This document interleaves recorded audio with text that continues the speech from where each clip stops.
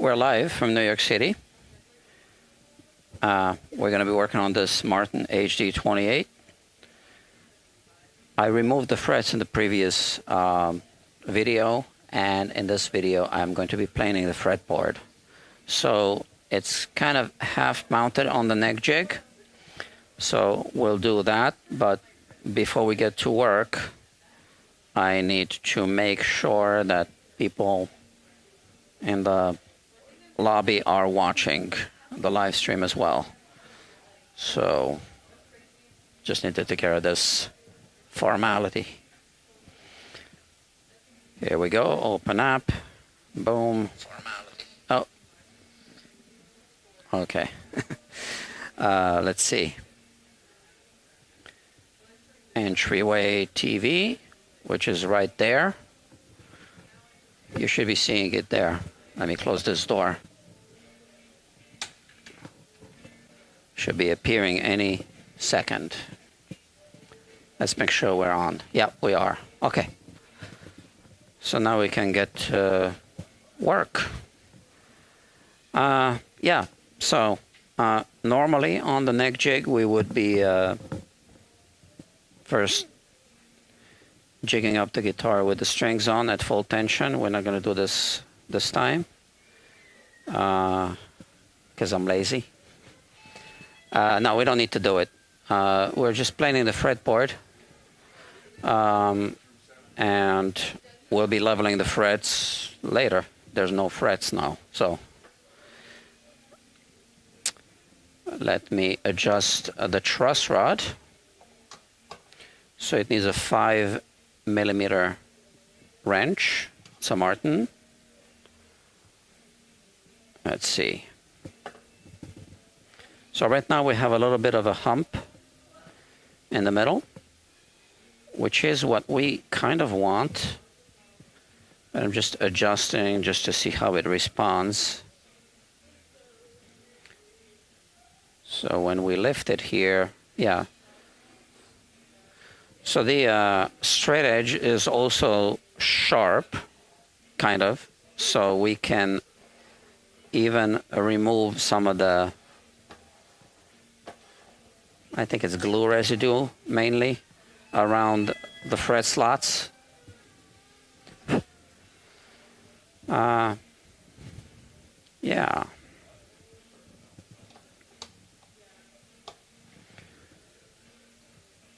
Here, I think the truss rod is right now completely loose. That's it. So let's see right now when it's completely loose what we... So right now it's also flat. Not quite. It's dipping here. Okay. So there's a little hump here, I guess, at the neck joint.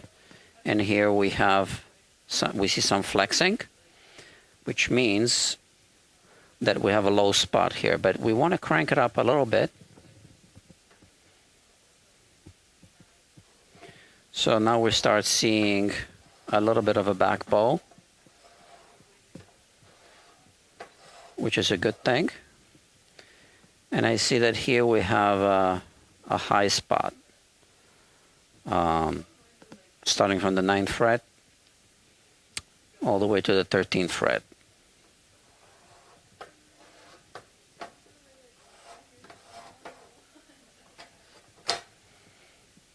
Okay, we want to crank it up a little bit more.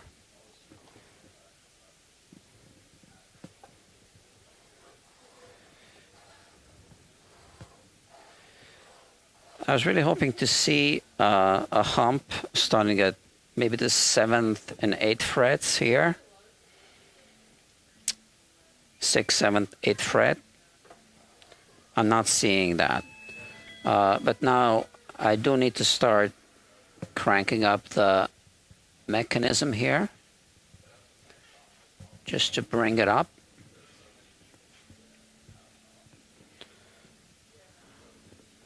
Just to get some tension against the truss rod.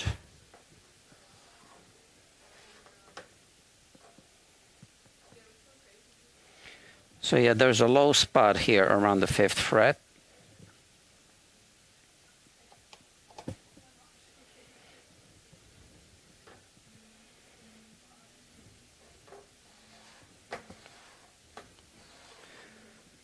So it's got the hump. I think the high spot is at the 11th fret here. This is one of the reasons why we are planing it, I guess.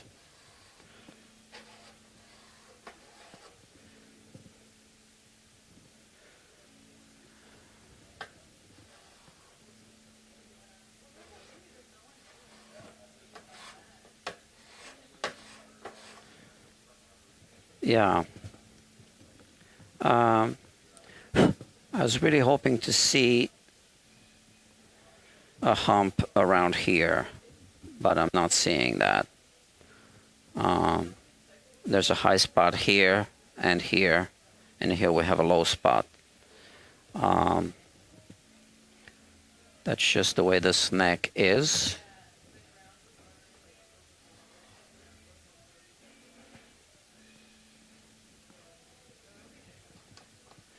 But at least the truss rod is easily adjustable. Okay, so now I'm starting to see, I'm scraping off some material from the 7th fret, I think also from the 6th fret here. So that's better. So now the truss rod is actually putting this neck into a back bow. I think the hump here around the 11th fret is just an imperfection in the fingerboard.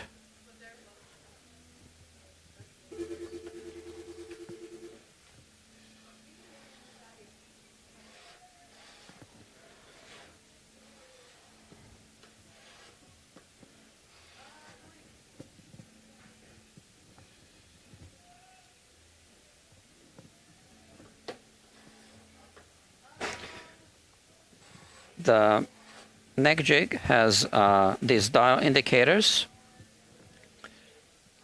They're not being used in the same way that they normally would be used when I'm doing when we do a fret leveling job.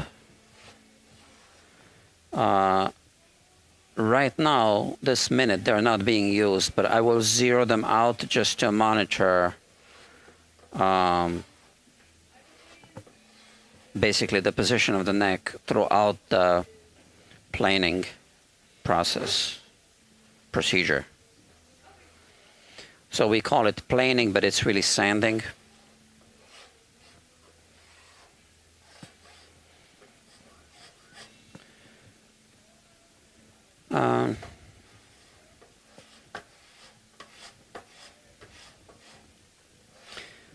Yeah, I think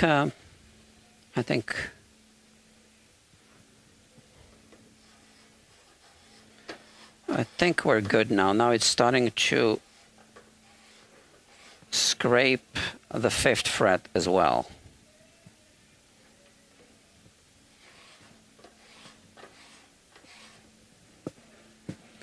All right, let me put this away. And now let's secure everything.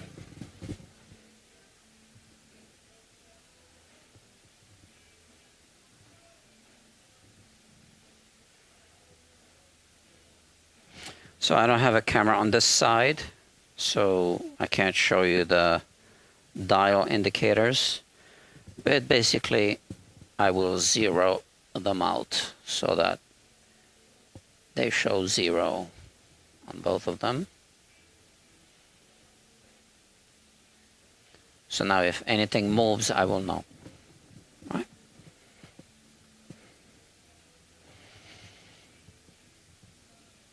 It's still at 0.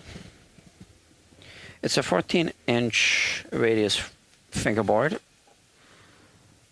and I have a 14-inch radius leveling beam, sanding beam. So that's what I'll be using. Let me put the phone somewhere.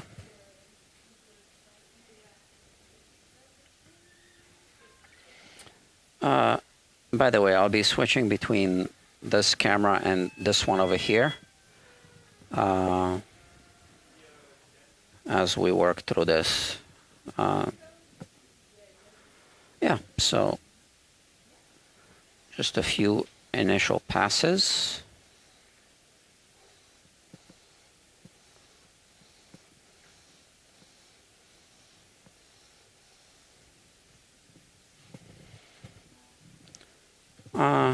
Yeah, there's a high spot in the middle of the fingerboard right here. So, although it's a 14-inch radius, I guess it's not 14-inch throughout the entire fingerboard.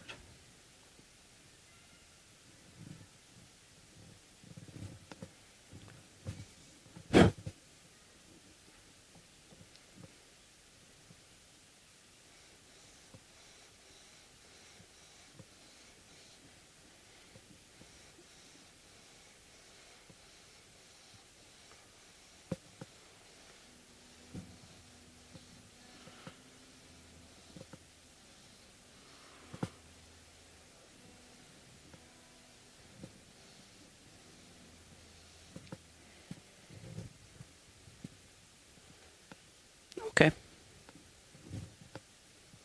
We got work to do. I'm kind of curious if anyone's watching. Let me check. Looks like we do have one person watching. I can see from here. There's my computer's over there, so I can kind of see that. Yeah, we have one viewer. So I don't know who it is, but hello. Okay.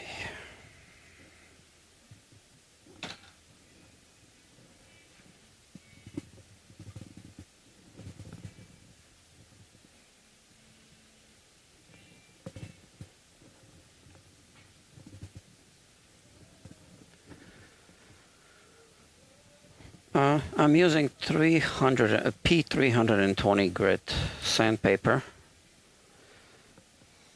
I would use maybe a different grit, but I have this now already, you know, on, so that's what I'm using for now.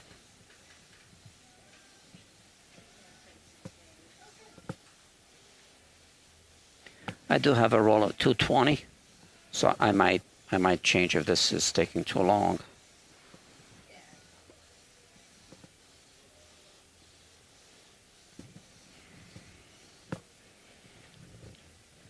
I have this little gimmick here to hold the sanding beam straight.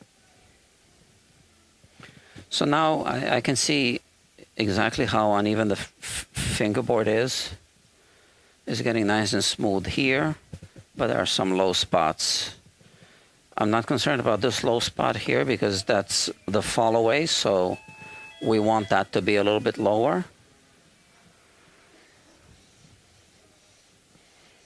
In fact, I'd be concerned if that was higher, right?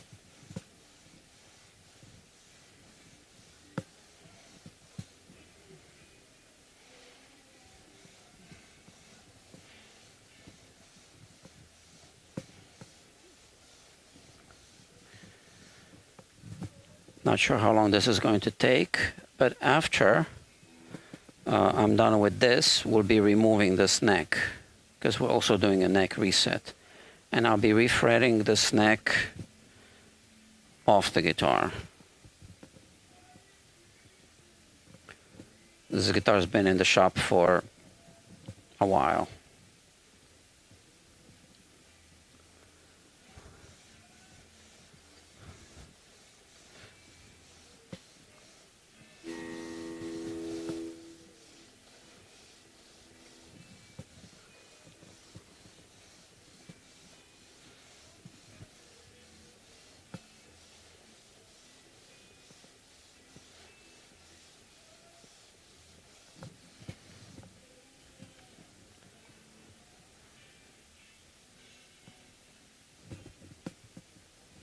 see?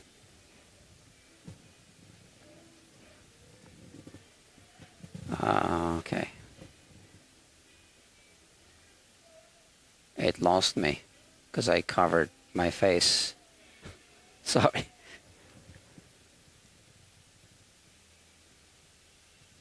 So here is where I need to reset the camera. This camera here has tracking, facial recognition.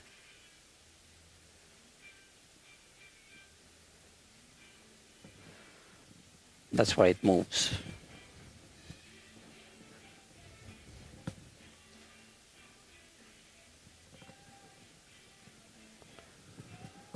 It's an ebony fingerboard.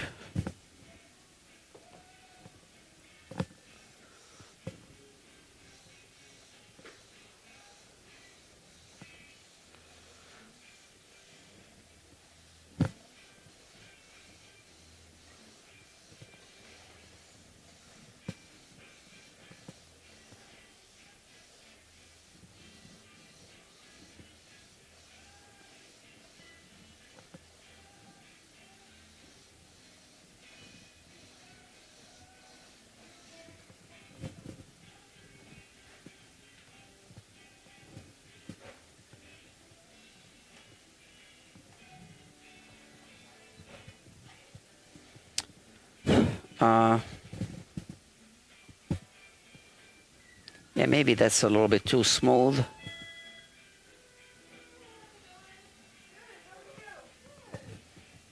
Let me see.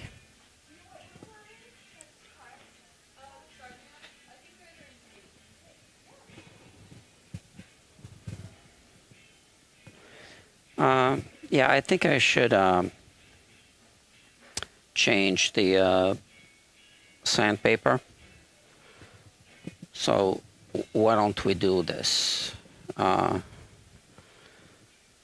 Here I have this is P320.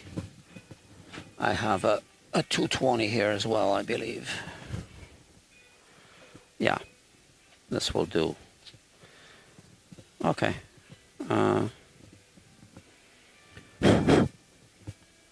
Let's remove this.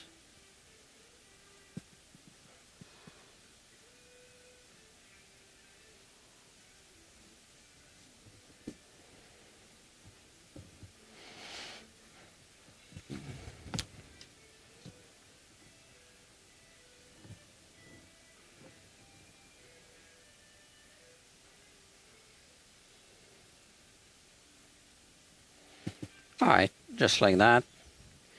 I'll save this for something else.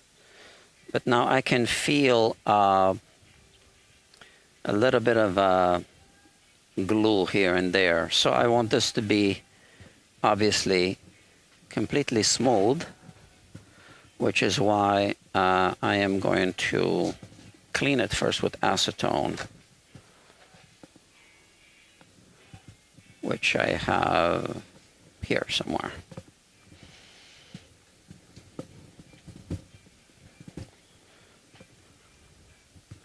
One viewer watching. So this is not a very popular channel yet. It's a new channel. Guitar Quackery Live.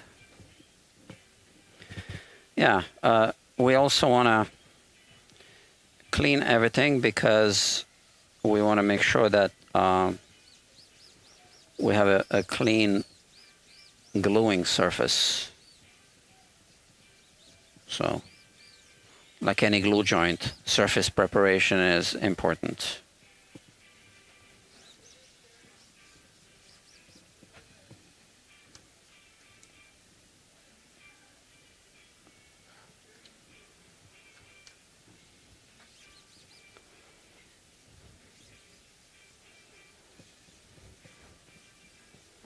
This is a really great tool. It's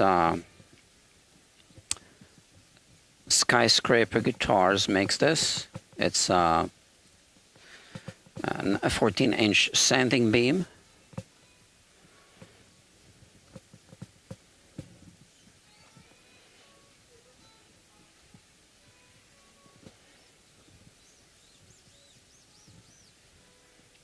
Okay, one more pass, just in case.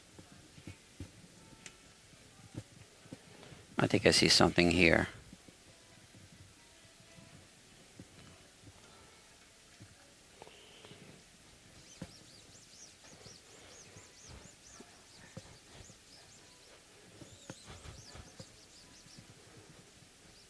Okay, now we're good.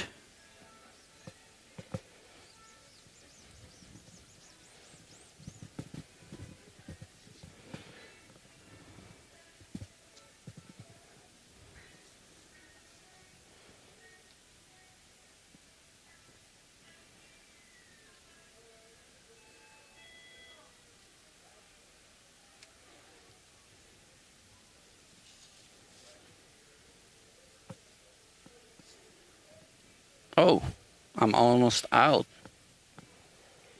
Ah. Okay, this will have to do like that.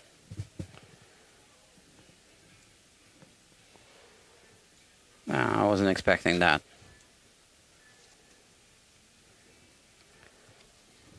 It's all right. It'll work.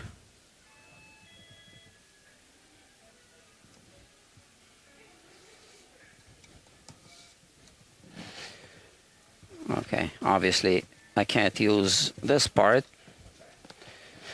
Yeah.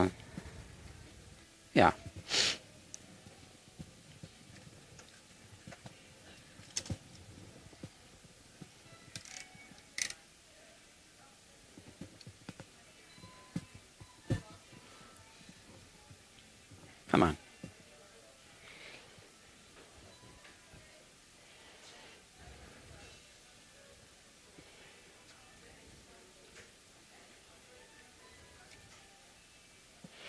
So this is a live stream, so it's unedited. So you see me make all the mistakes that I make that I prefer not to talk about. But, you know, what can I do? It's live. So that's kind of like a mistake. It'll work.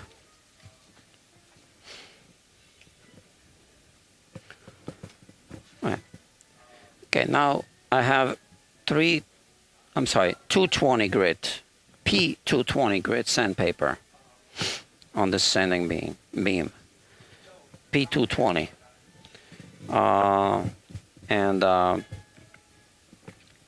Yeah, so it'll do the job quicker because it's a coarser grit, right? Let's do this.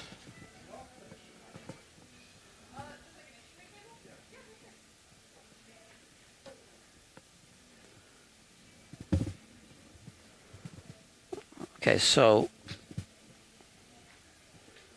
it'll still work. And here I need to reset this camera again.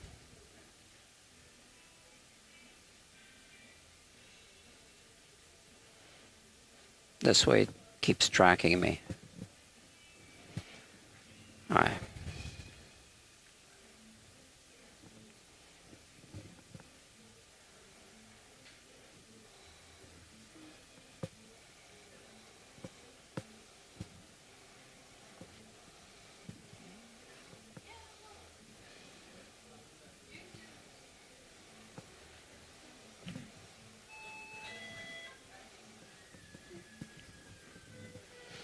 Okay. This is better.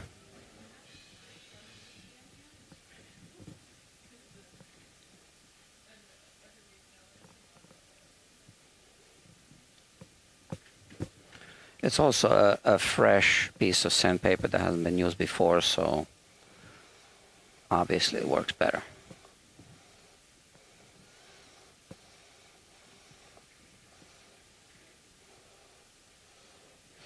When we do this, we hope to remove as little material as possible.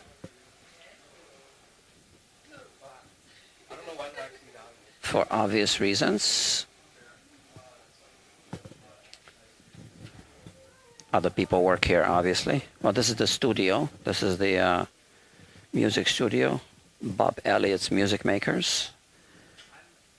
And I just rent the space here. My space is over there.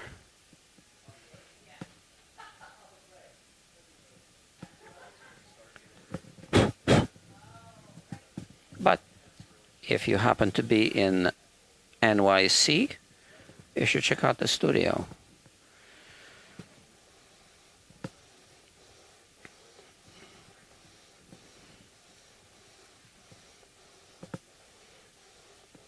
They have jam nights as well. So if you just want to jam with total strangers, that's fine. It's better than going to a jam session at a bar, I think. At least you get to play all night.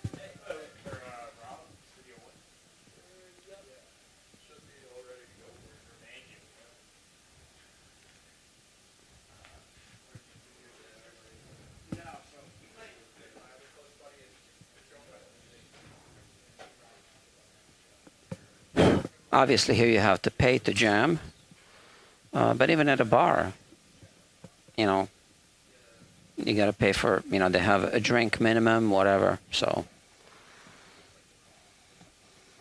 And you're going to be inviting friends, maybe paying for drinks. It's never going to be free.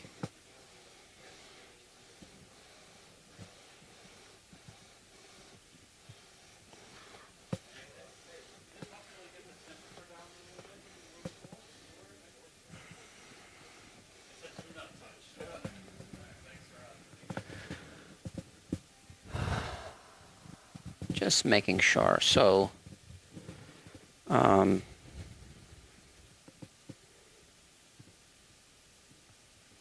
yeah, everything's fine. I also have a vacuum cleaner right here, which I'm about to use.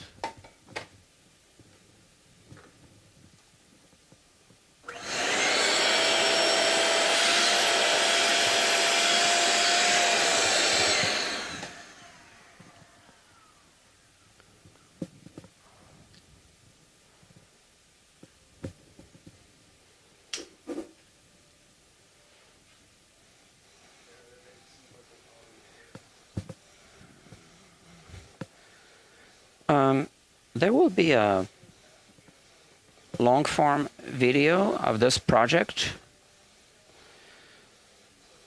I already re-glued the bridge on this guitar and I recorded that for the long-form video.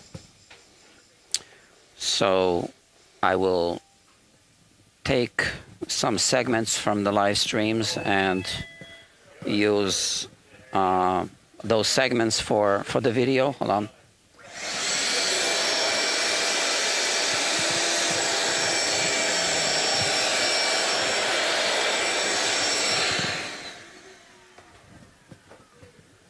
Okay, I'm making a lot of noise. As I was saying, I am going to use some segments from these live streams to put together a long-form video of this entire project. I'm rebuilding the guitar. So at some point,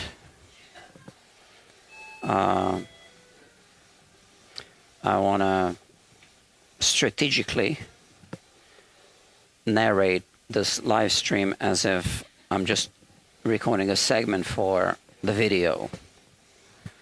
And I guess I could do it right now.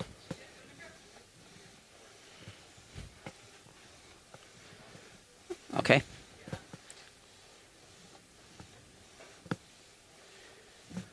The guitar is on the neck jig and I'm planing the fingerboard. It's a little bit uneven, so here we see where I'm removing the material. I can show you with my camera phone right here.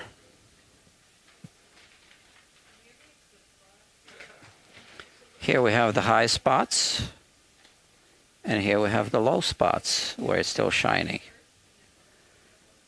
So we need to plane it until everything is this color, except perhaps the fingerboard extension, because it should be going in the downwards direction. And then we can deal with the fingerboard extension separately. Here it is on the neck jig. I do have a vacuum cleaner here to clean it.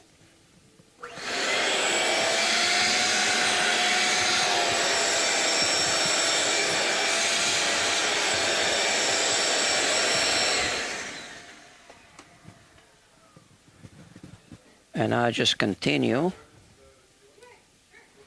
and keep cleaning it and keep checking it.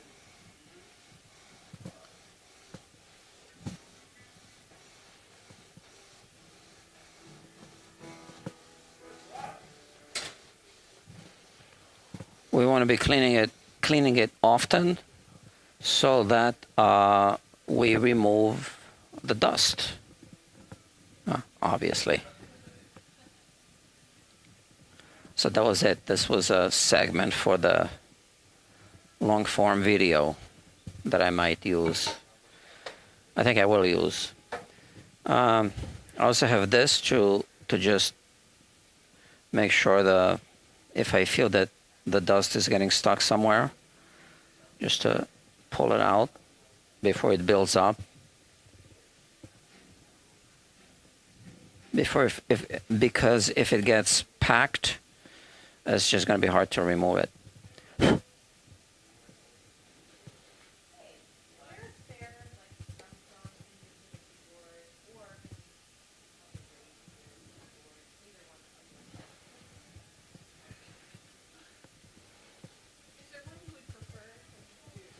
A lot of acoustic guitars have a high spot right here at the neck joint. Well, this one had a high spot around the 11th fret. So a bit different.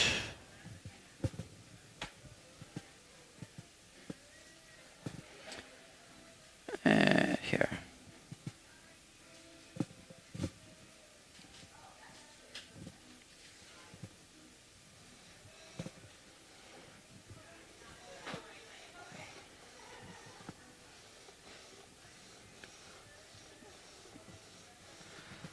If you like watching live streams, make sure you subscribe to this channel. And I think you need to click is it the bell icon or something, just to get notified before the live streams. Yeah. I watched some guitar-related live streams. I missed one today. One of my favorite ones, Steve Cassidy guitar from Scotland. I also sometimes watch Wings of Pegasus and Dylan, Talk Stone. Yeah. Phil, you know who, sometimes.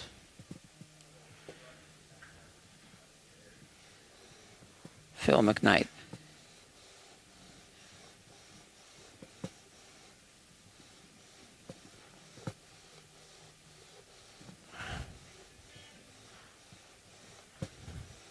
Usually I watch live streams as I work on guitars. That's when I have time to watch. I put my headphones on and the computer's there, and I just kind of listen. And sometimes, if it's really interesting, I'll stop my work and, sorry, make some noise now.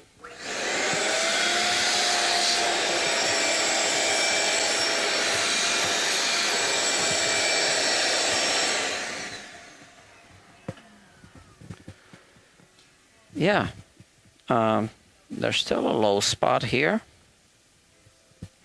on the treble side, and we really don't want that.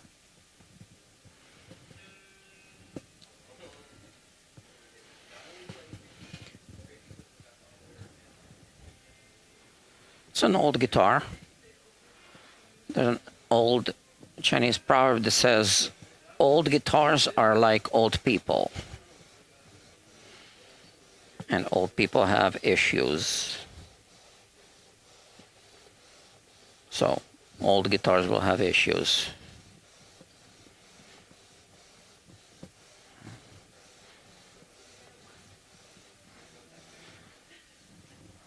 But old pianos, phew, they have issues.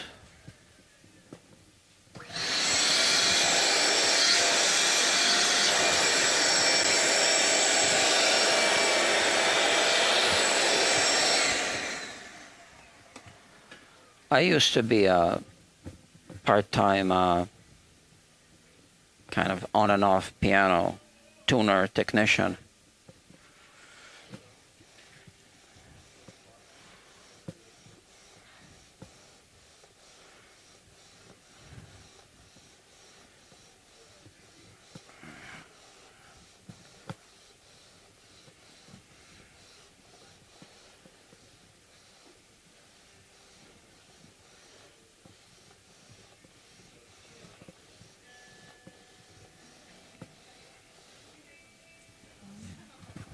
I was actually looking into getting a job at the Steinway factory many years ago.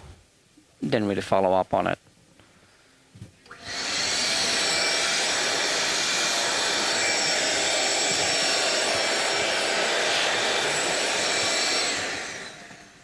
I was just considering it. I even made a call but never sent in an application.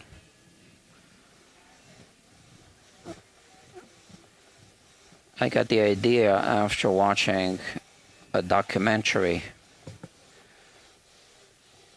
about the factory.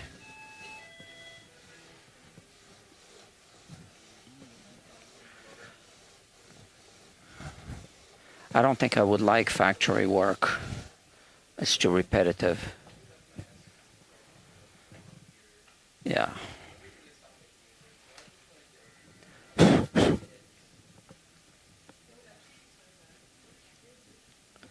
But it's right here in Queens, New York. So I just thought, you know, it's here. And I'm kind of interested, so. But I don't think I'll ever work there. I wouldn't mind the experience.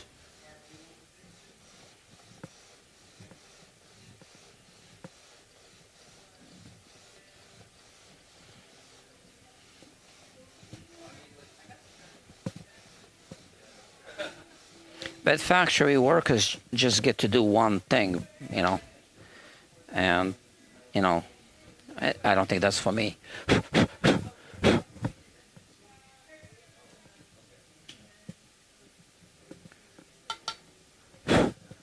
I don't think you hear a lot of ambient sound noise because I have a dynamic microphone.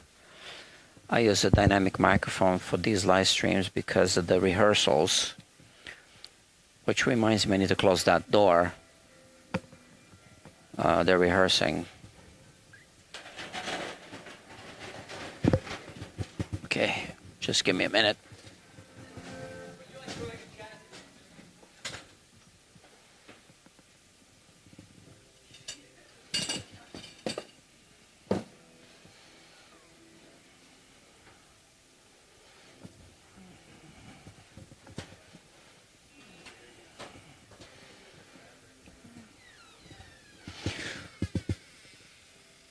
Okay.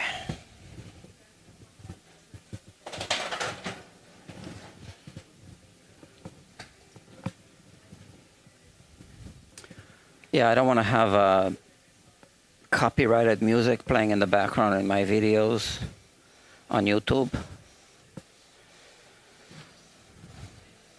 God forbid it's an Eagles song and then Don Henley comes after me.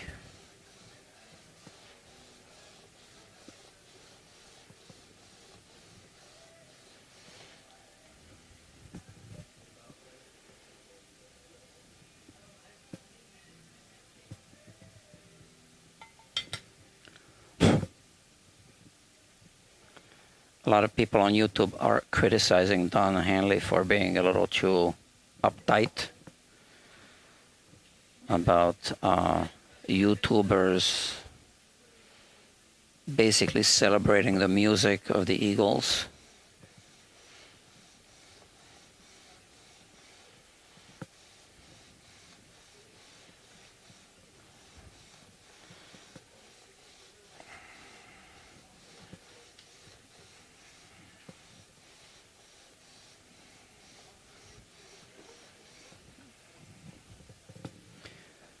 Yeah.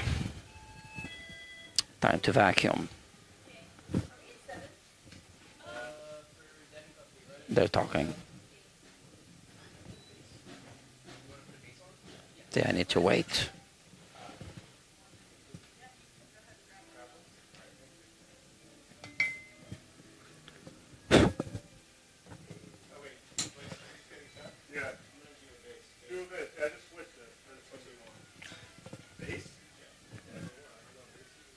Those are rental guitars. No, I'm talking to them. Yeah.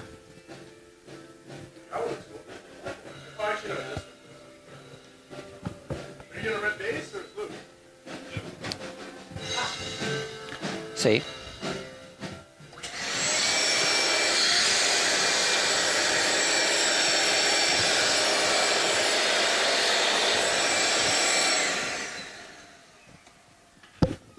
Yeah, so the guitars you see in the background are rental guitars. They're not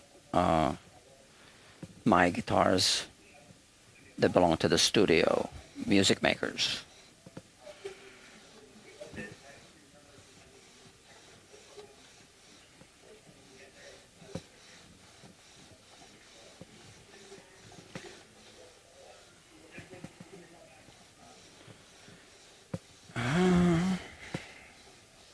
Yeah, but it's still a nice background for my videos.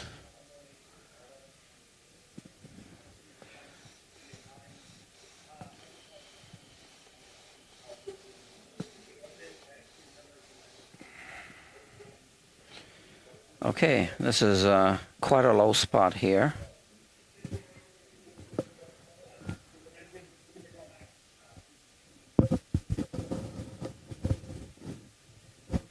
She needs to make a phone call. I can't do the vacuum.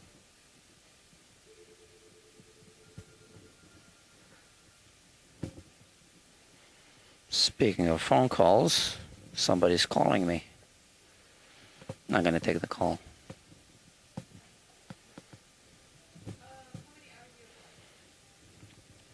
Most of the times I can't take the calls because, you know,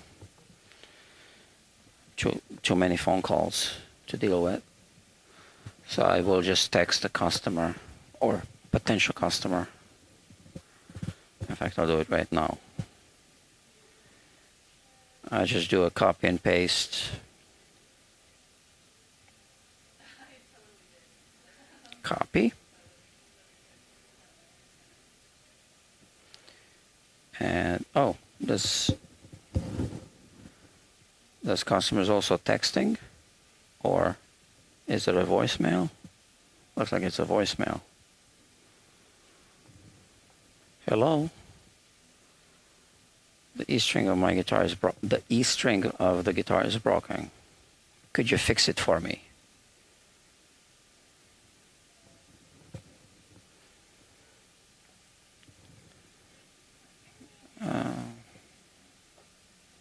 I'm just going to pretend that I did not hear the voicemail. See, that's why I don't pick up the phone. So I just copy and paste my message.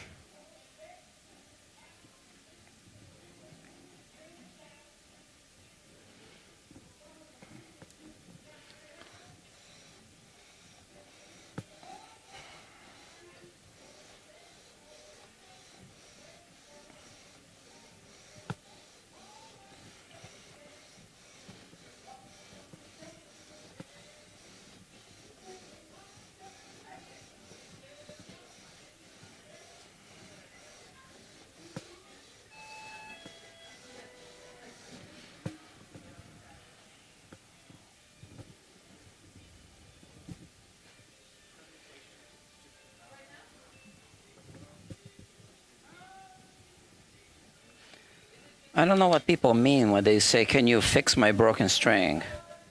Because I did have a customer once, not a customer, a potential customer, that was hoping to fix the actual string.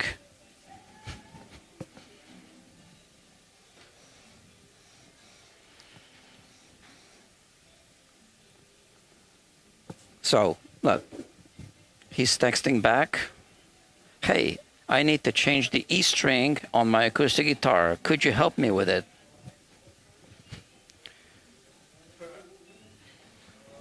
Hello, comma? Yeah, I don't type, I dictate, then I spell check. Thank you for reaching out, period.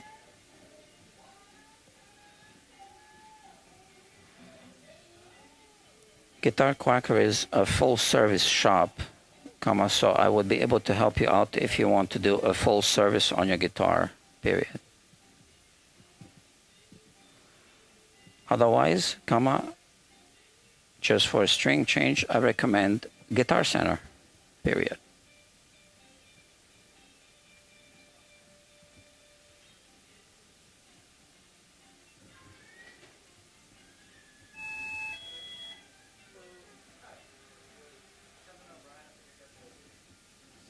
Hope this helps, period.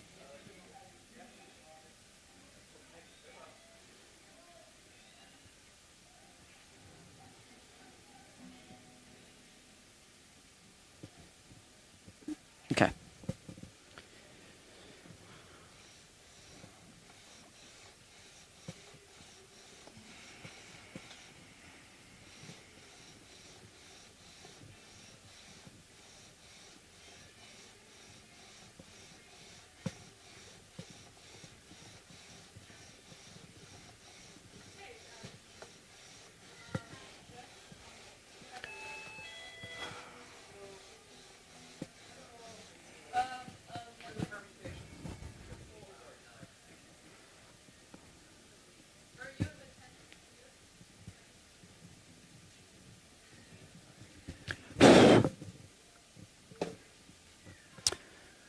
Okay.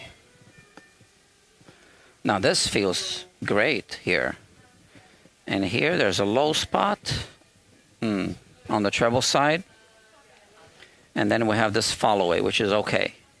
But we can't have this low spot like that. So we need to keep sanding. So yeah, I am happy that people call, obviously, but it's a really big city, so, and I can't take every job, so I just do full service jobs. I'm also limited with storage. I can't have 80 guitars here.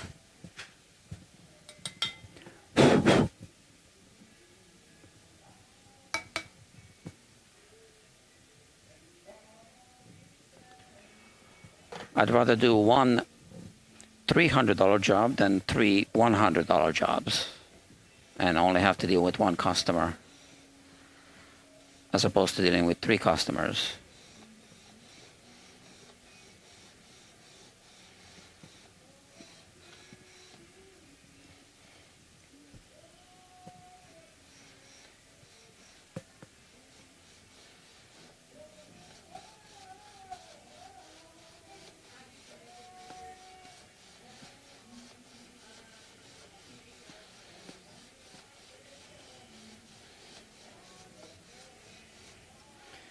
$8.2 million people live in New York City. So that's a lot of guitars. No one can work on all of them.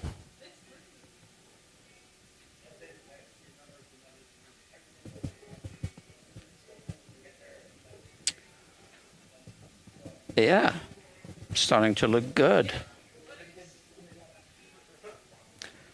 Those are pearl inlays. So I'm aware of that. It's not good to inhale pearl dust.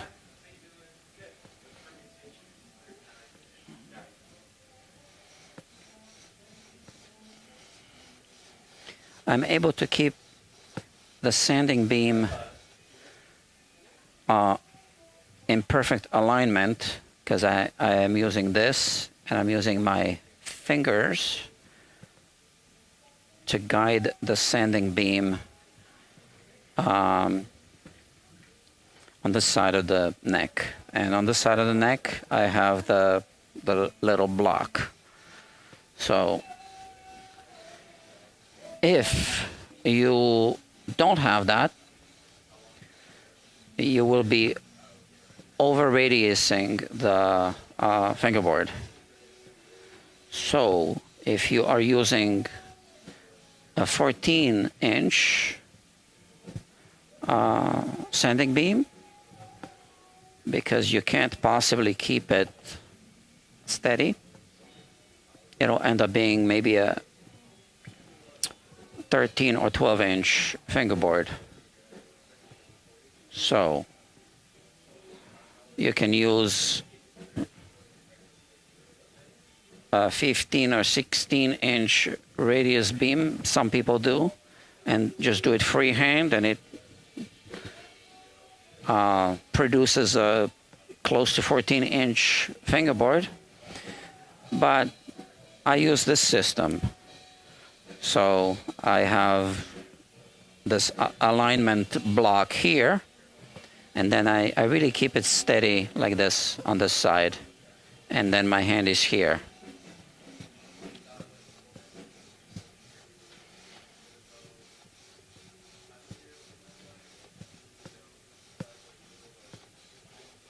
And I think that keeps it very steady.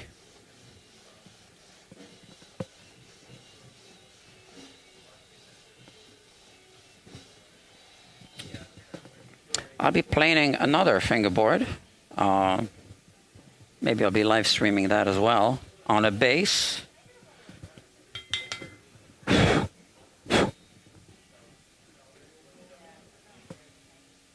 Vintage bass, P bass or jazz bass, can't remember.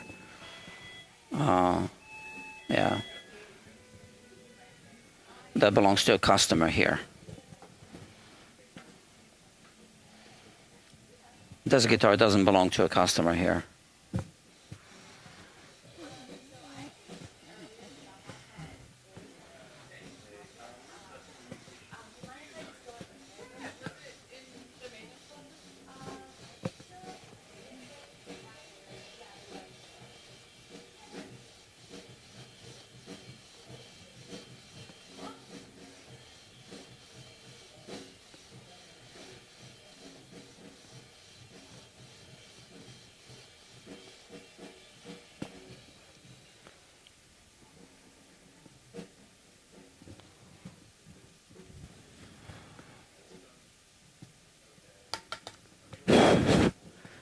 Sometimes when people call for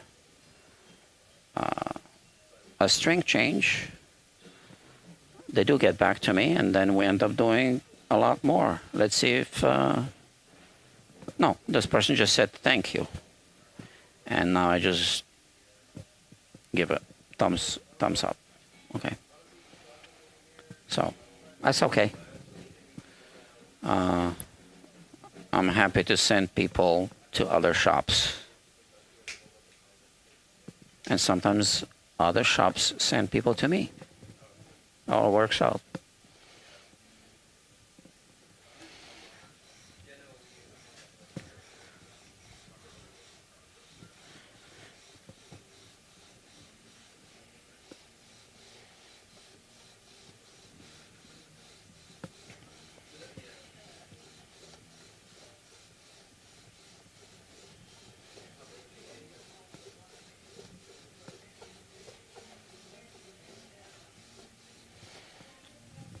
So for some shops, it is actually very profitable to offer just restringing services. very quick and easy money. But I'm just not set up that way. I work on projects, and I can't be interrupted all the time. And it's just it just doesn't work for me. I tried.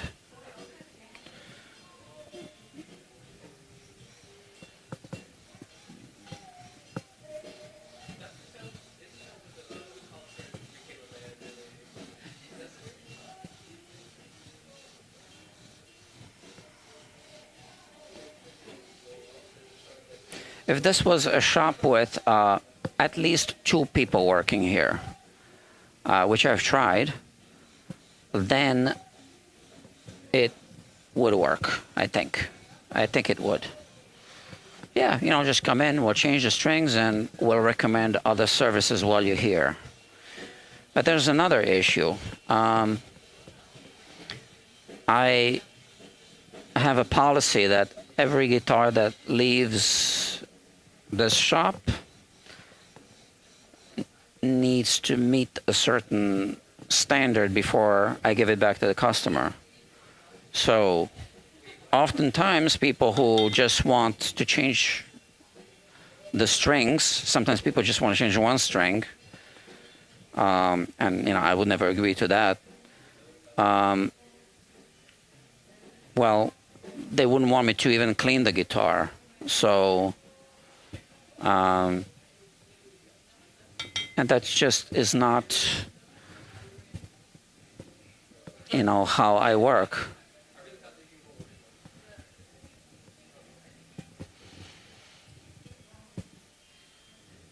Looks good. I like it. I like what I'm seeing. So there's just a low spot here between the 1st, 2nd, and 3rd frets right here. This is all leveled. And then there's a little fall away here, which is good, which we will also sand down. Yeah, I feel like maybe I should take a picture and show it. Okay, how do I do this? First of all, let me switch to this camera, because I'll show it there. And now let's take a picture.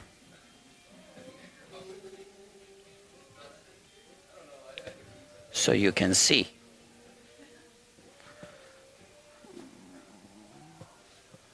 All right, what is that? Which lens? This doesn't look good.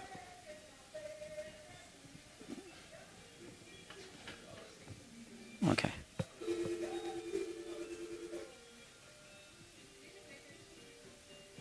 That. And here, let me do it this way. How about that? Okay. That's how I look at the pictures.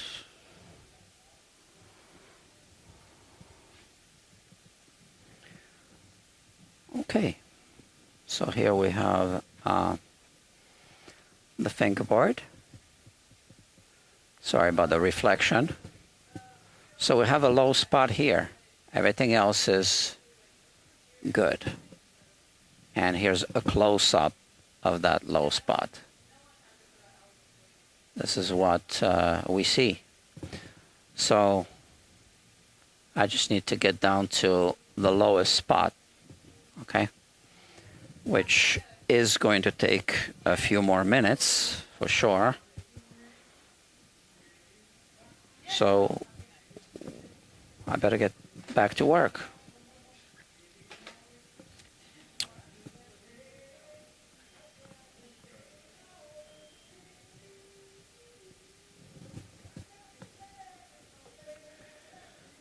Oh yeah, and then there's this fingerboard extension. I forgot to take a picture of that.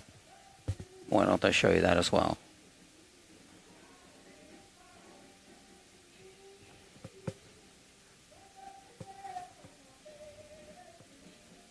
Just like that.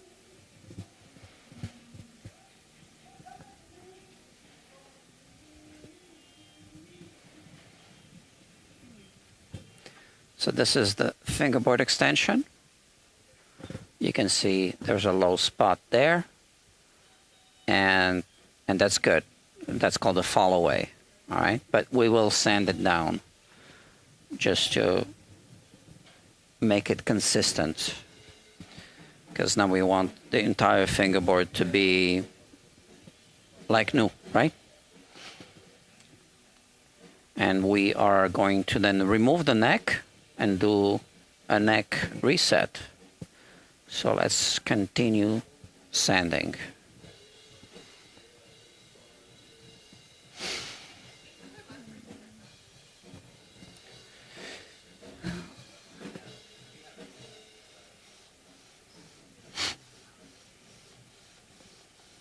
So now imagine if we left the fingerboard wavy. So I would have to remove a lot of material from the actual frets.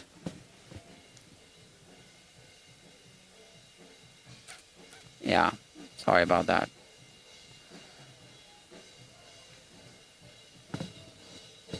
You weren't seeing my face before. If I had left the fingerboard wavy, the frets would be very uneven because they would be seated all the way down to the fingerboard, and then I would have to remove a lot of material from the actual frets. And generally, we want to avoid removing a lot of material from the frets when we are leveling the frets. And obviously, we would need to level the frets, very much so, if we install them on a fingerboard that's all over the place. Yeah, let me make some noise.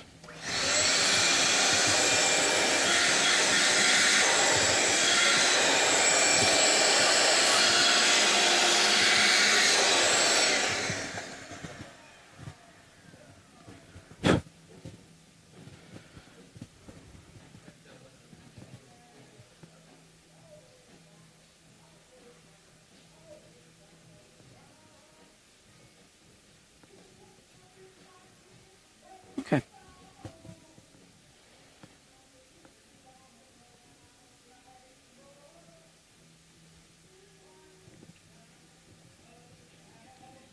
It's hitting the 3rd fret. That's good.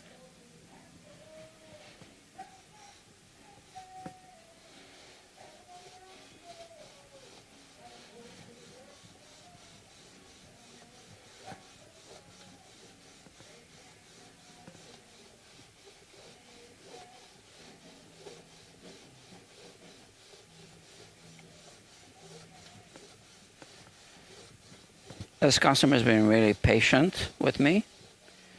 I had to postpone and postpone the delivery. But yeah.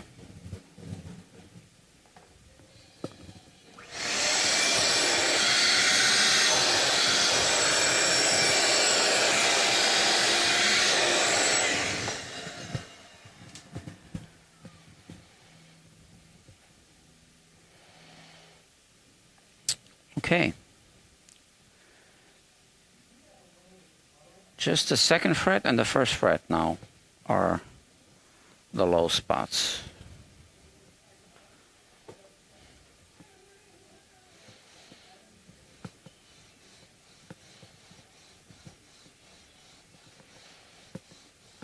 We'll be cutting a new nut for this guitar as well.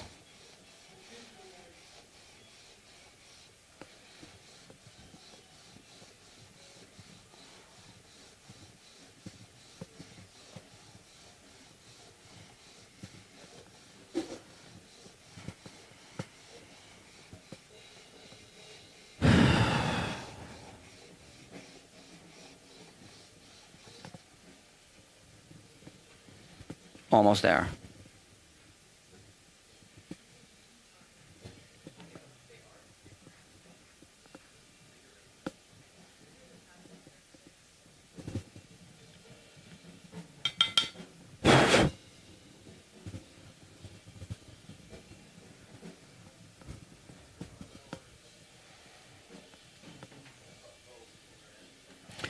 So the first fret is leveled. The second fret is still a bit low. Yeah, this guy's slipping a bit.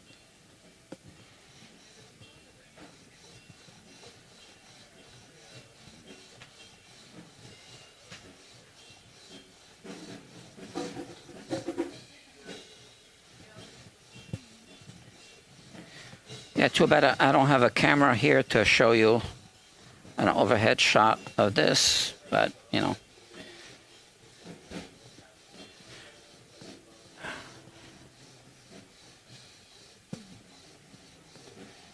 There's a way to hook up my phone as well. I just didn't do that.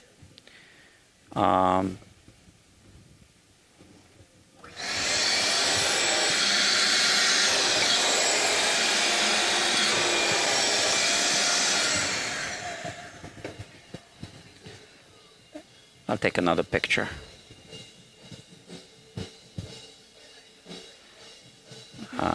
Well,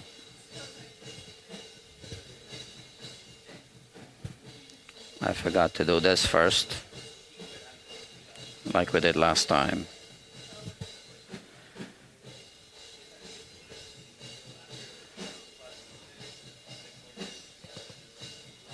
Okay.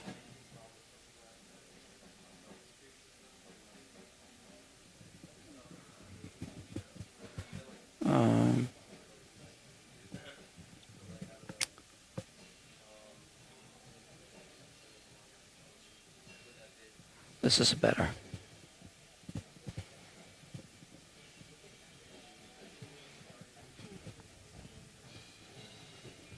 This is it. Just, well, a little focus here. Just a little bit left to sand down, right? And now that camera lost me, so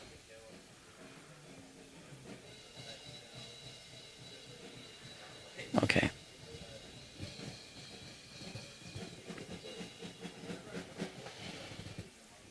Another few minutes and we'll be done. And then we'll do the fingerboard extension.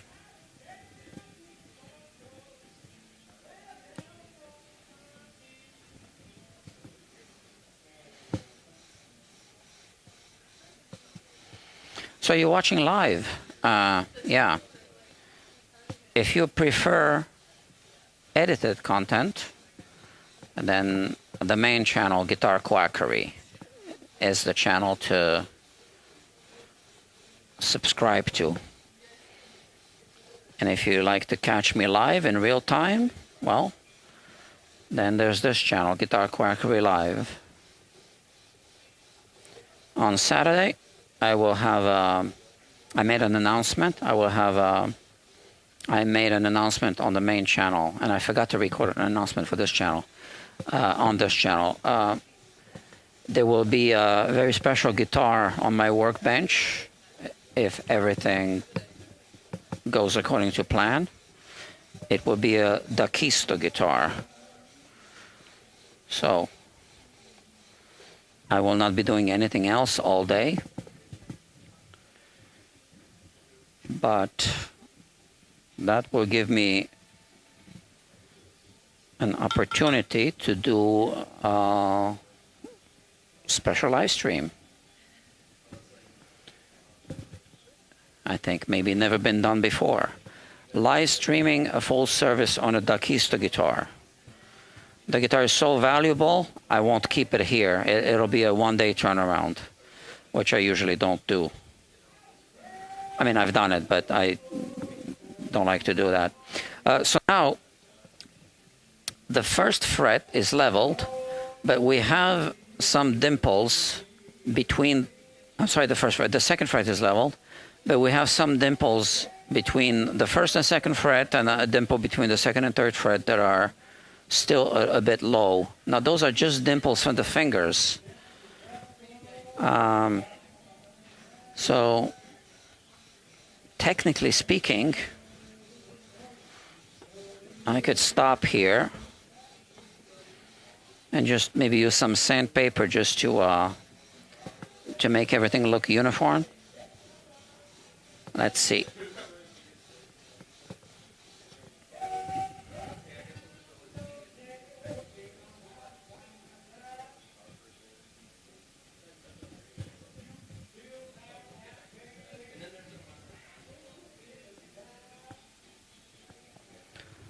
Yeah, why don't I take a picture of that as well?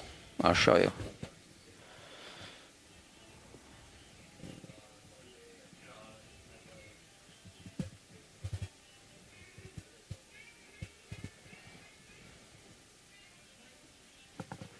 I don't like my feet in the shot.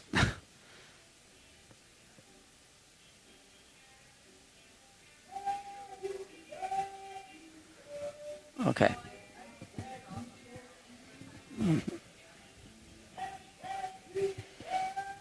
This is the situation. We have, this is the second fret. So the board is leveled, right, with the rest of the board. But we have some leftover dimples from the wear and tear of the fingerboard here and one dimple here. And then here on the side, it's got a rolled edge.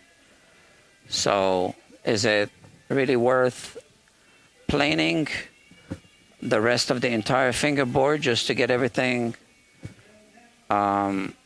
completely resurfaced?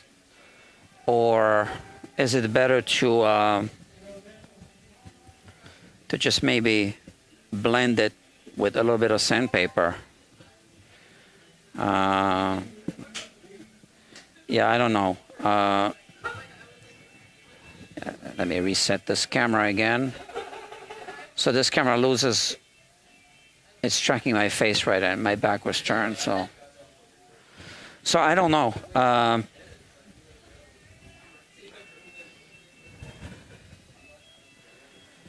I'll continue a little bit longer, and then it's already reasonable to stop doing this.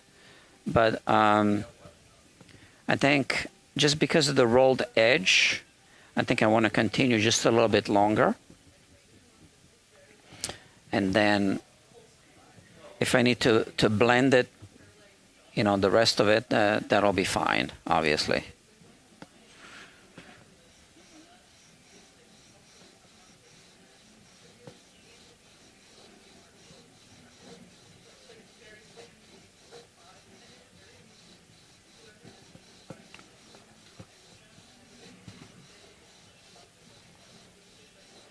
And that's all I'm doing in this part of the series, in this live stream. I won't be removing the neck in this live stream. I might remove it tonight, just in a couple of hours from now, or I may be working on another guitar. I'm not sure yet. All right, this is better.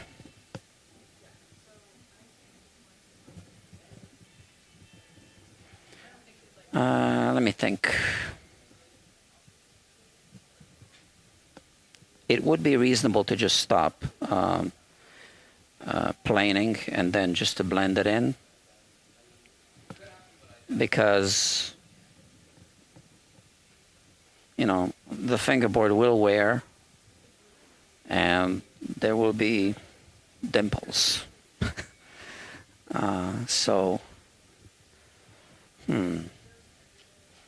It's just because the edge is rolled, I want to just take it down, because right around that fret, the second fret where it meets the edge, I just want that to be surfaced a little closer to the entire board, okay?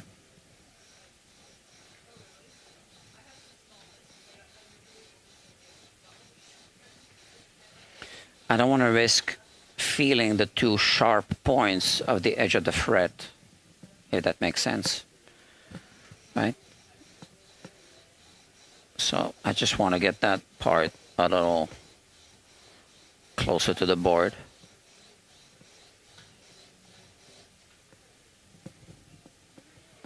And that's better.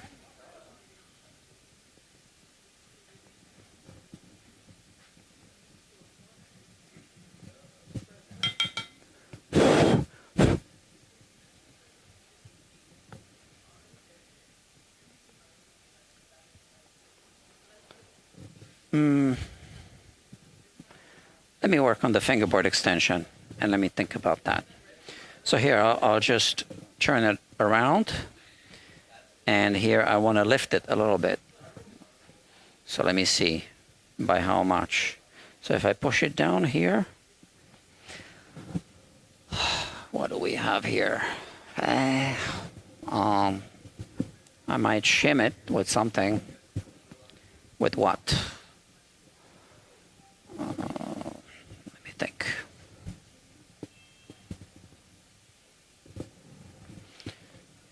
I might just hold it up like that. Let me see. I'm holding it elevated here a little bit, and I'm pushing it down here.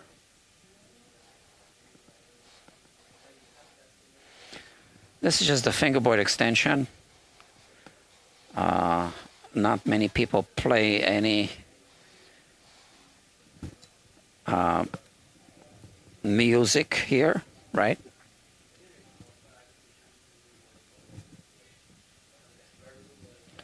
This part of the fingerboard is mostly decorative for most players on an acoustic.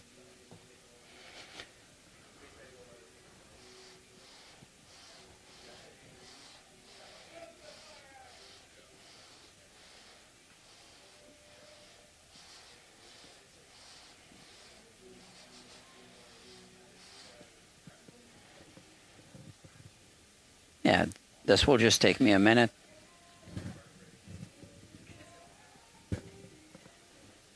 It's a bit under radiused here.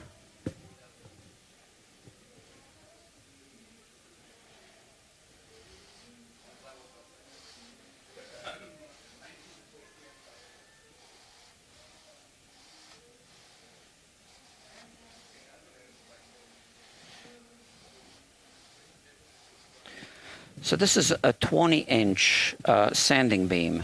The Stumac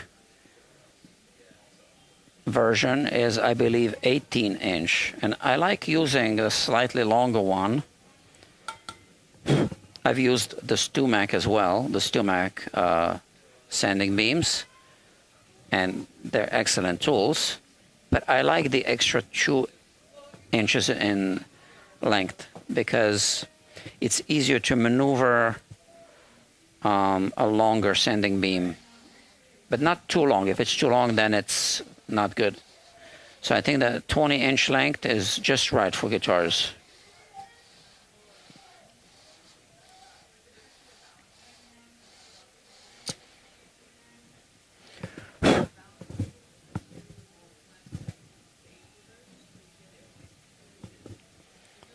So for the neck removal, we'll heat up the fingerboard extension and first unglue it.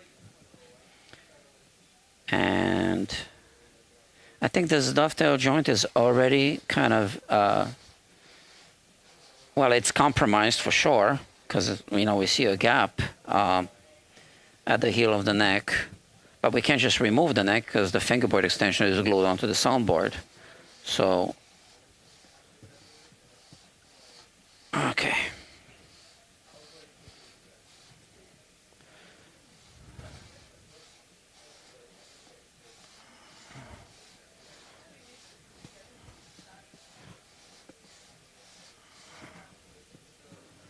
Yeah, it's getting there.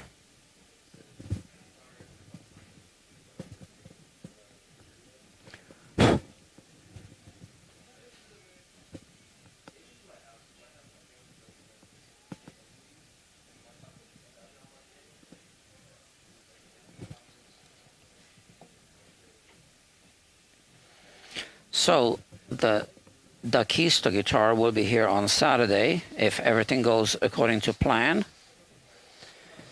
And I don't know at what time I'll be live streaming a full service on the guitar, which will probably be just a setup.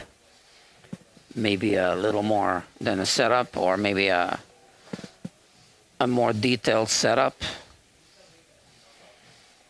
But I've canceled everything else for the day because I need to focus on that guitar.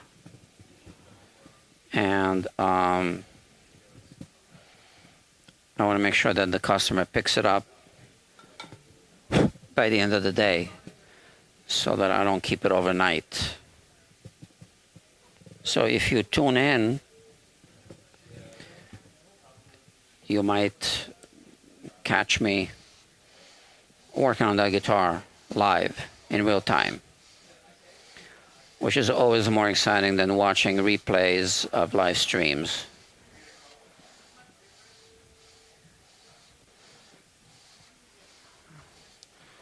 Almost done with this. We have a similar situation here. All of the parts of the fingerboard that support the frets have been leveled. We have a little bit of a low spot at the, very end of the fretboard, which, let's see if this removes it, or maybe we'll just blend it in with sandpaper.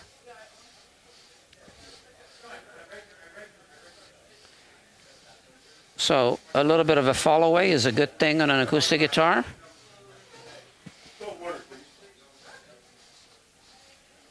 Just to make sure you don't get, fret buzz when you play.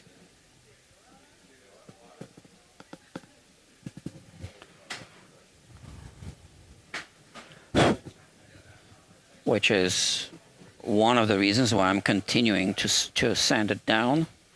So I'm just lifting it here. I'm just pushing down here, and this lifts it at the other end, and then I just control it with my fingers around the neck, and I'm pushing down here.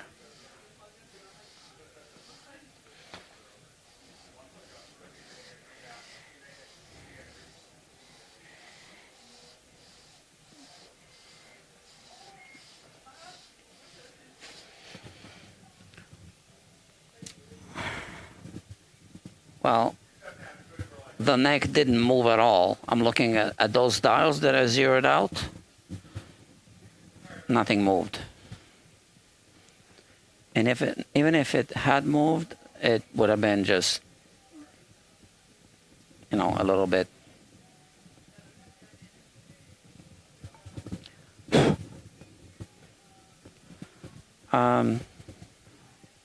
Still a little bit of a low spot here. So I just want to blend it in.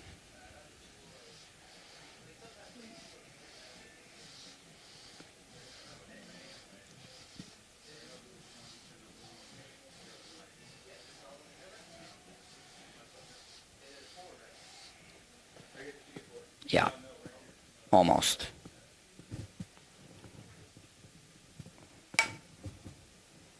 Almost.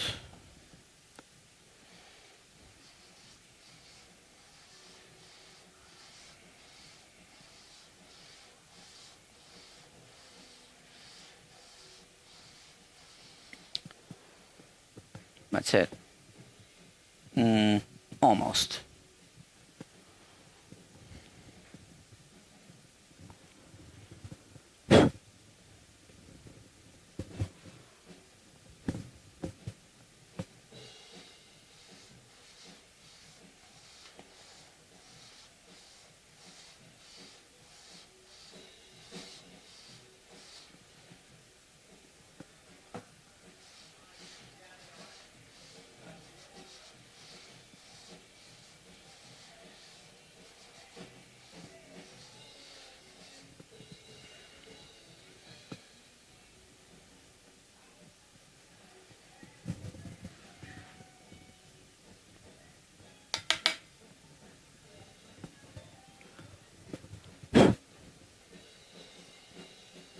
That tiny little dimple here.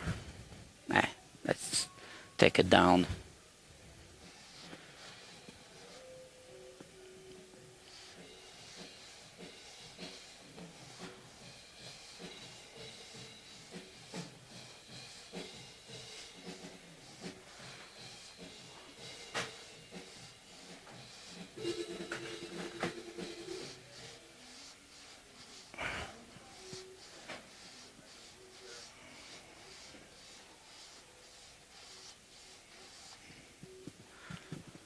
That's it.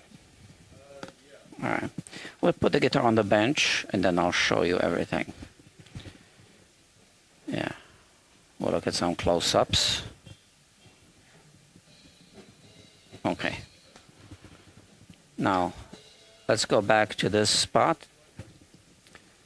I'll try one more pass.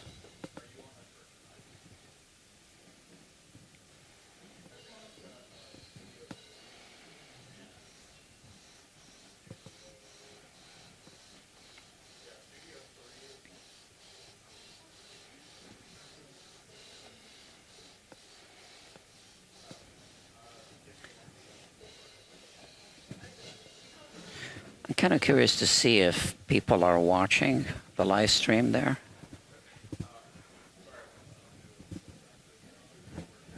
There's no one there. It's streaming on the screen, but, you know, no one's sitting there. Everybody's rehearsing.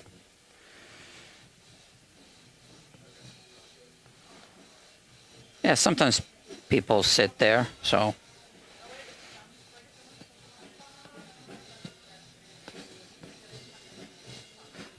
Some people did tell me they like to watch it.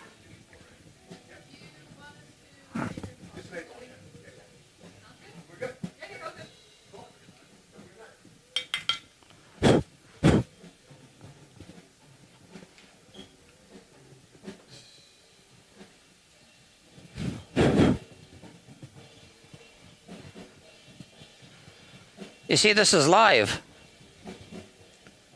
This is live. Yeah. As we speak. Yeah.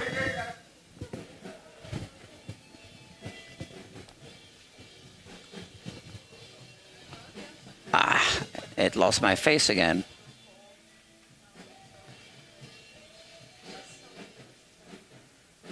So this AI tracking isn't perfect.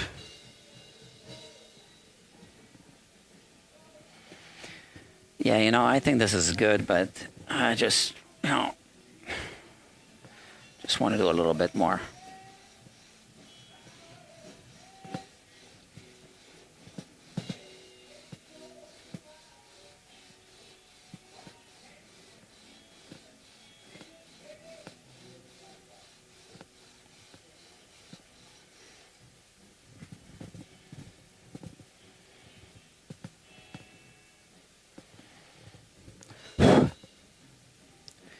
I'm mostly looking at that edge right under the second fret. And because of the way that the fingerboard's been rolled, that little shelf underneath the fret, second fret, is very narrow. And I'm just worried that the two little points will kind of stick out. So that's the only reason why I'm still planing.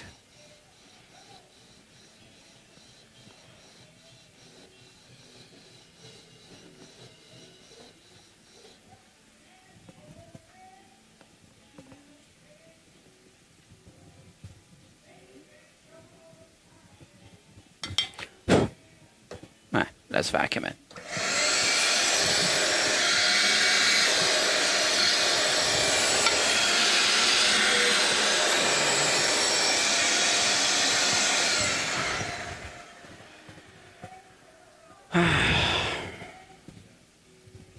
That edge bothers me a little bit. So, better safe than sorry. Let's just do it.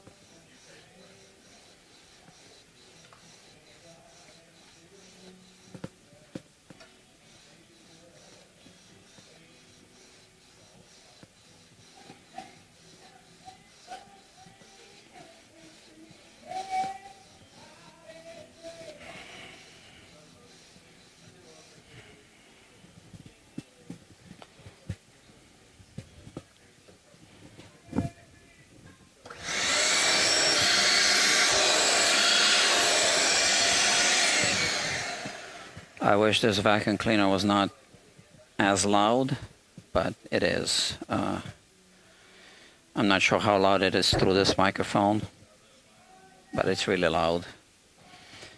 I don't know. Is that an edge? I'll go over all the frets with the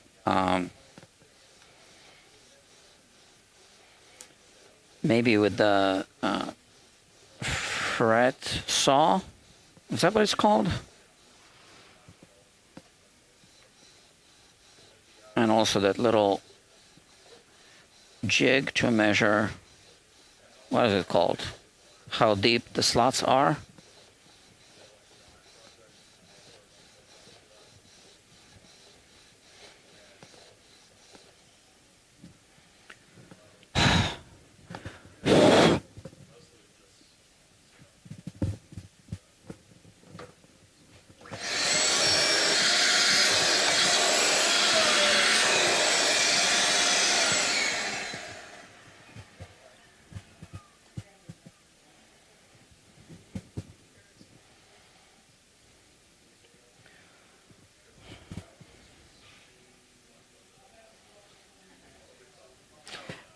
Yeah. I think I can leave it like that.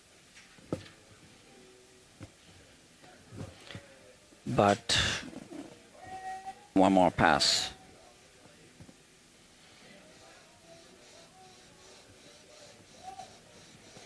Now we'll put the guitar on the bench and I'll show you through the microscope exactly what I'm talking about. That's one little detail there that's, you know, giving me issues.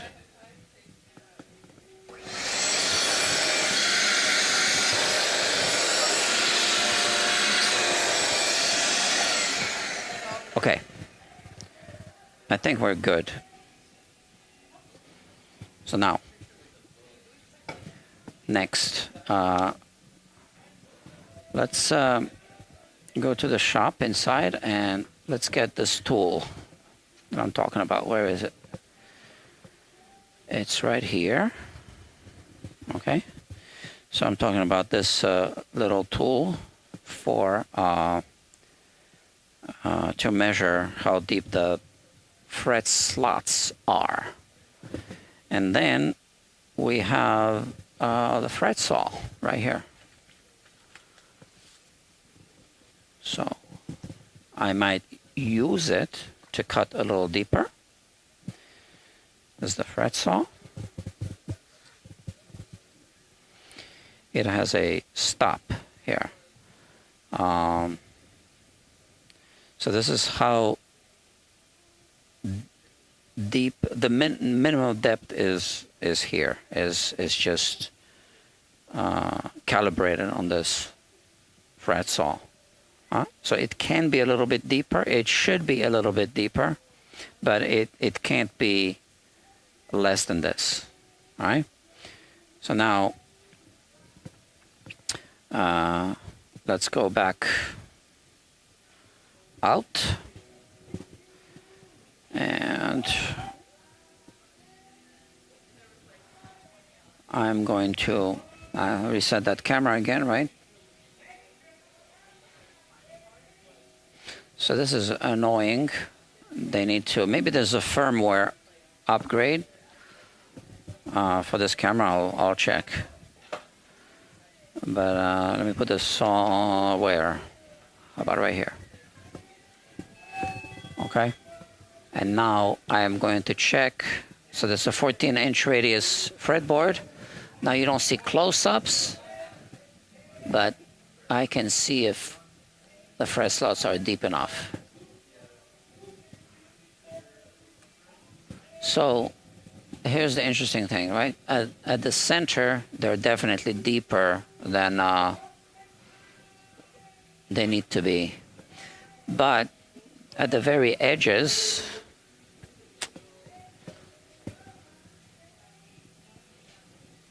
marginal. So I'm going to do this.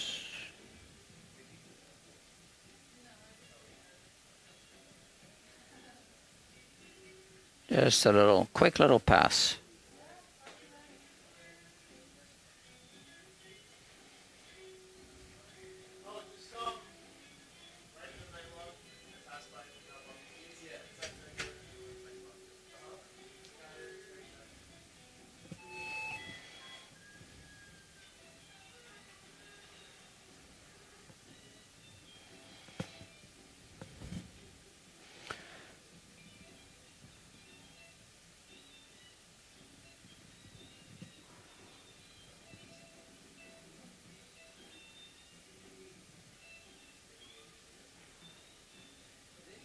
So this fretboard doesn't have binding, but often the guitar makers will fill the little gap between the fret tang and the bottom of the fret slot at the edge of the fingerboard, both edges. So that filling is now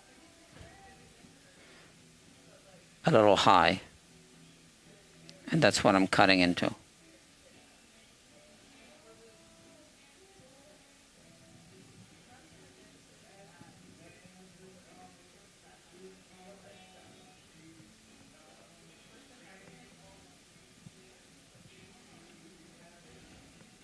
I won't be doing this past the 14th fret on the jig, but after we remove the neck, I will obviously check, and I will cut it a little bit deeper if needed, which most likely will be needed.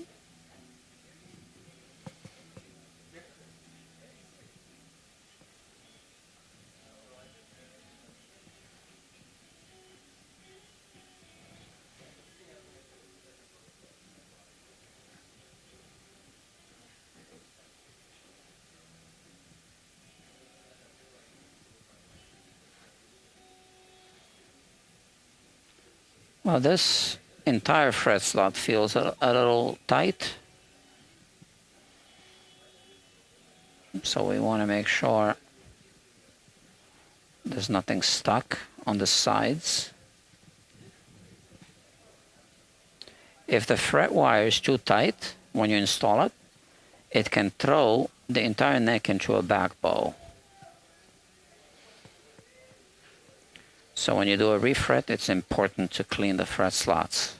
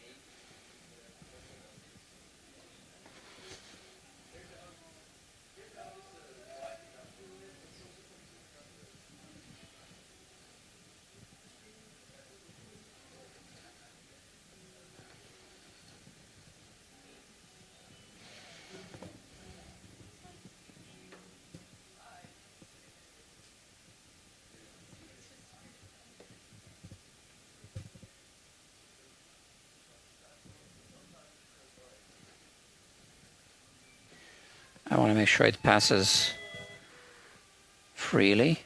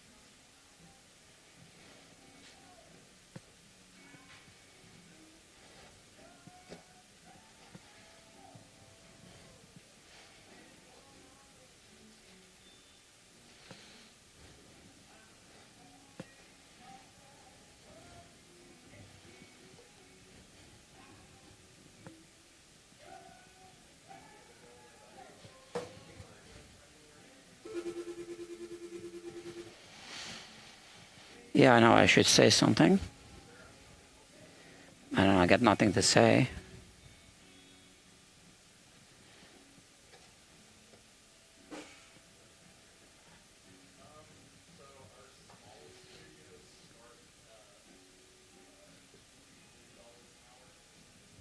Okay. Now, that put some scratches like this, so just want to make sure I don't have scratches in this direction, although we'll be sanding the fingerboard anyway. But I just want to do this first. Yeah.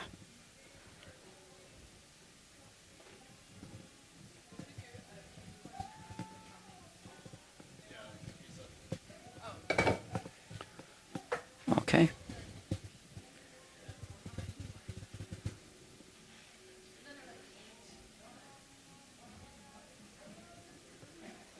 Let me vacuum it first.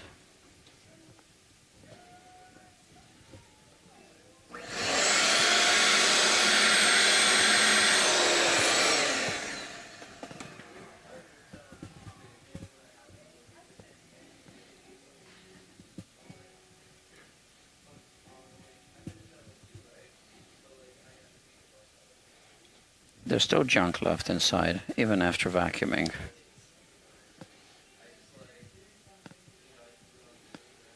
Yeah. Quite a lot.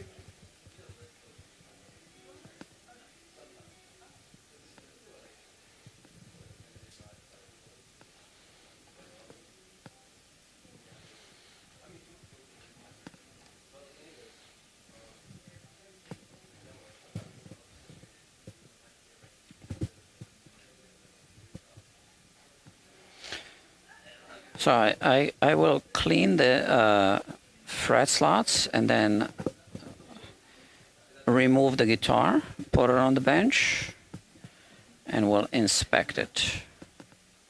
And that'll be that for this live stream.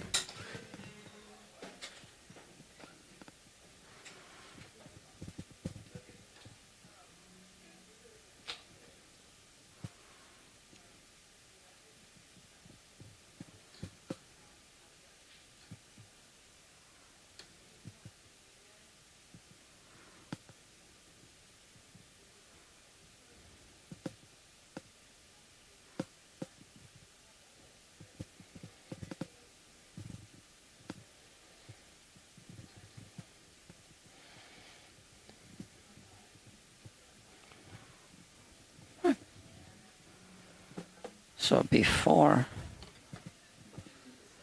I remove the guitar, let's make sure that I'm not forgetting anything.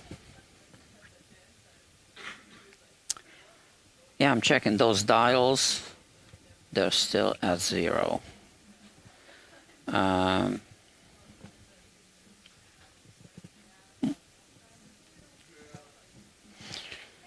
I think we should be good.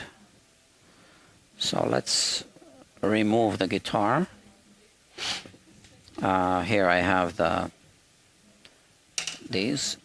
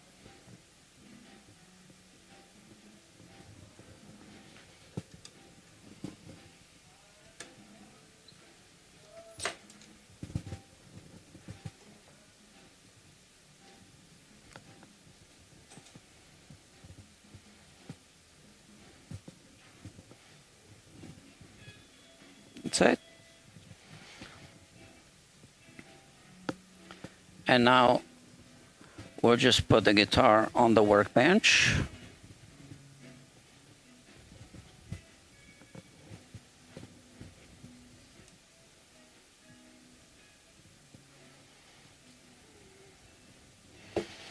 Here it is. I can remove this little jig.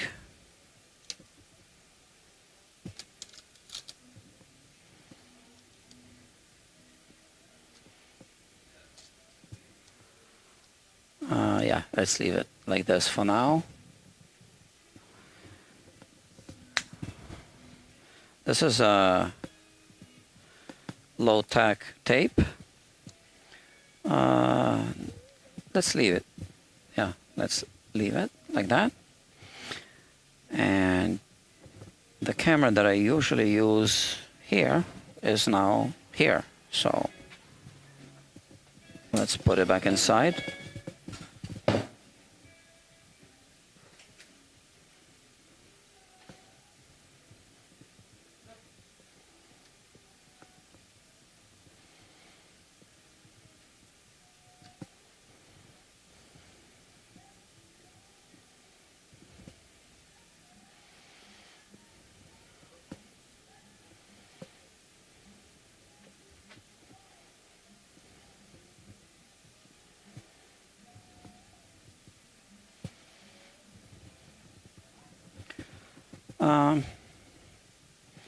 Yeah. So that's the only little spot that I was talking about. So there's a little dimple here from finger wear, which is fine. We'll just blend it in with sandpaper.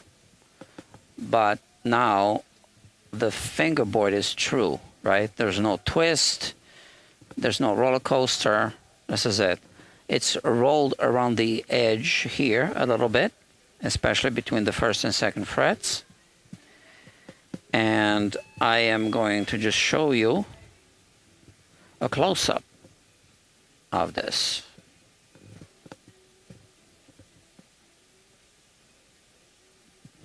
Now, ironically, no one is watching. So it says one viewer, but that's not a person, that's the monitor on outside.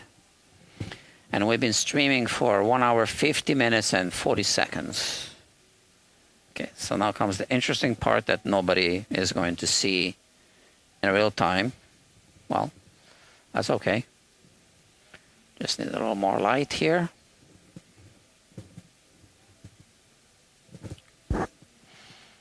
Okay, so here we go. This is the edge of the fingerboard. Obviously, that's the nut.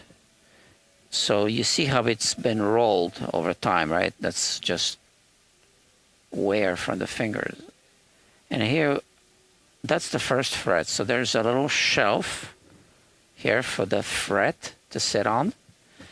We can see here the filling at the side. Okay? So we can see that, and we can see that the fingerboard's been rolled here more, and here as well. So we have that little shelf.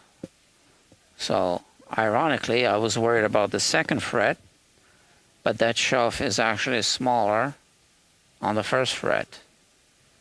But it'll work. And then the third fret is like this.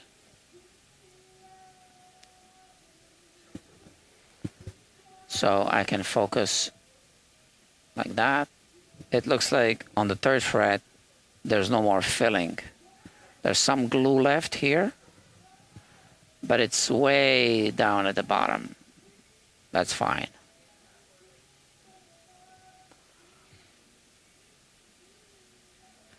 Etc. There's a filling here at the edge. And yeah, no more filling here, but we can fix that. We can fill it later. And yeah, And then we have this little dimple, which I can show you like this. So once we sand it, that's going to just go disappear. It's just going to blend with the surrounding texture.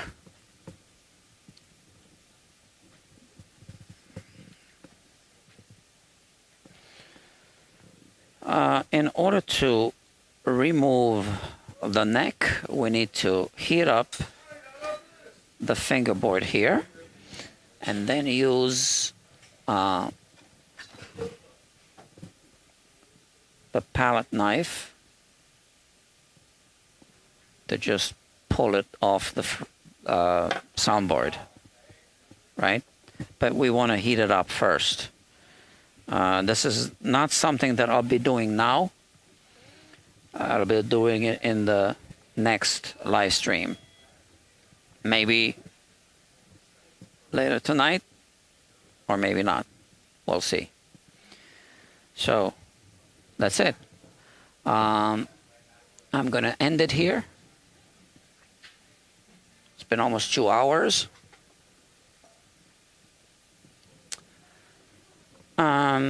Once again, this Saturday, there's a good chance that there will be a special live stream of the Keisto guitar being worked on this workbench. If everything goes according to plan. And if not, then it'll happen maybe on the following Saturday. Why is this chair just spinning? I want it to stay like this. Okay. Look. Okay.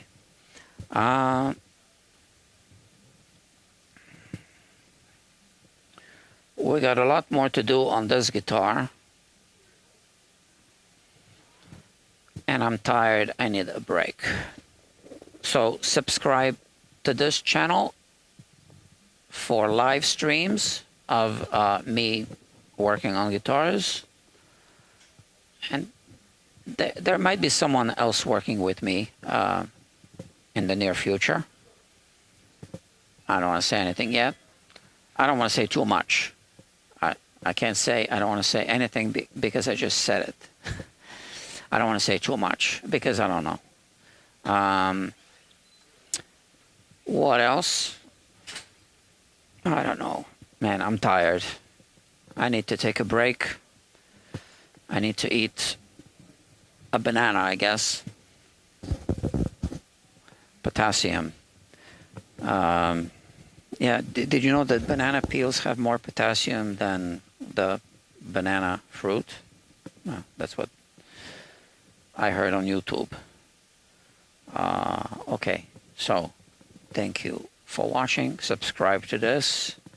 Did you guys give it a thumbs up or not? How do I see this? It doesn't tell me. Oh, 1 like. Okay. All right. Better 1 than 0. All right. Thank you very much. Let's talk soon.